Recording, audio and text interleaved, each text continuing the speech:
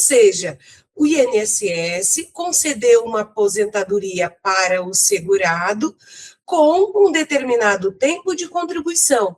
A partir daí, ele realizou uma média salarial e concedeu o benefício. Fazendo análise e verificando que este segurado, este cliente, ele tem mais tempo do que aquele que foi considerado pela autarquia, nós vamos, então, avaliar o cálculo da renda mensal e verificar se a inclusão desse tempo vai gerar um benefício pecuniário para ele. Ou seja, se a inclusão de tempo de contribuição vai gerar um aumento no valor da renda mensal, certo? Esse tempo a ser incluído ou adicionado, ele pode ser originado em vários lugares, de diversas formas ou fontes. Vamos lá para algumas delas. Por exemplo, vamos imaginar que o seu cliente exerceu atividade rural, sem registro em carteira, antes de ingressar com o registro, né, na carteira de trabalho, antes de ingressar no sistema previdenciário.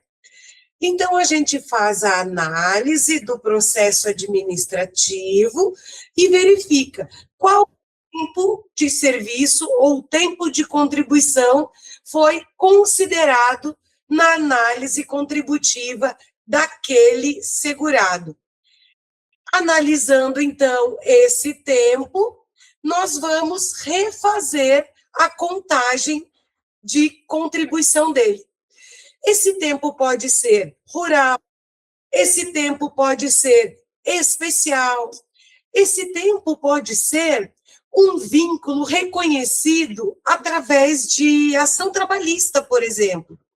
Imaginemos que o seu cliente ingressou com uma ação trabalhista perante ao empregador para reconhecer um vínculo, ou seja, ele trabalhou em um determinado lugar e não teve a sua carteira assinada pelo empregador.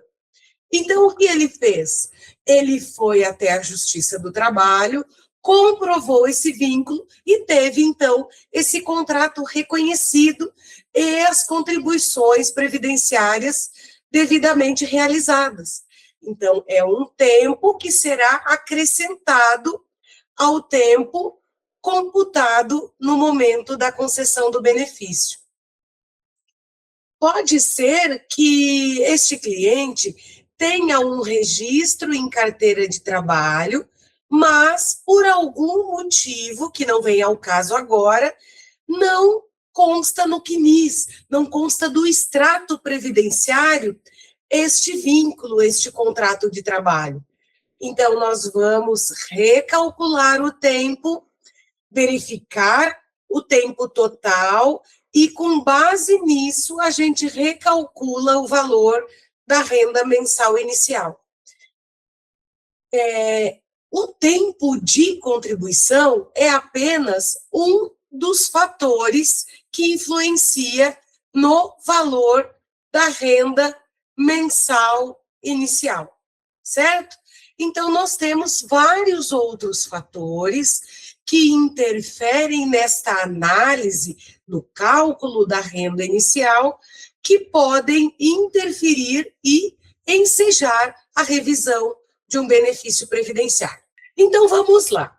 Hoje, o assunto ou o tema que eu trouxe para trabalhar com vocês é a inclusão de um tempo prestado como aluno-aprendiz.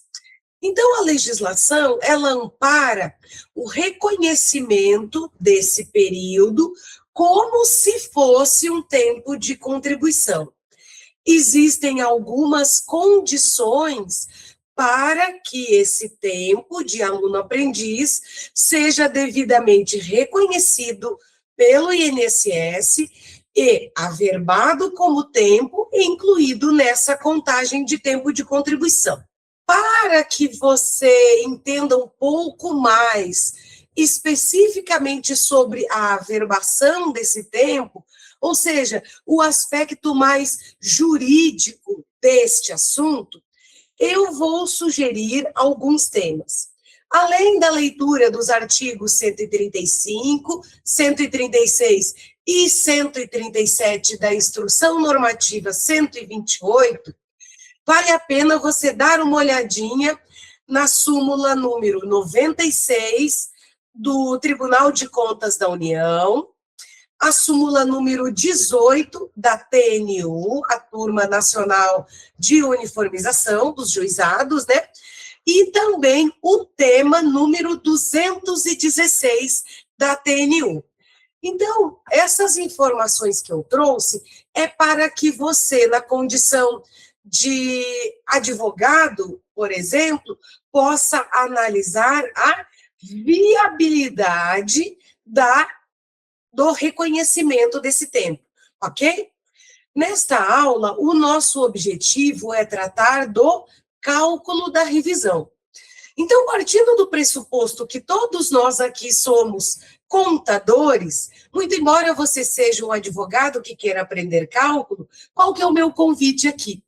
Todos nós vamos atuar como um contador. A partir do momento que eu sei que existe um direito a pleitear, o que eu tenho que fazer? Eu tenho que calcular o valor desse direito. Concordam comigo?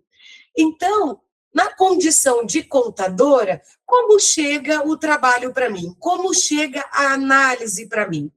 O advogado vai dizer, Andréia, eu tenho um cliente que teve a aposentadoria concedida, que é a história que eu vou começar a contar para vocês a partir de agora. Meu cliente aposentou no ano de 2023 e mandou a carta de concessão e também o processo administrativo de concessão.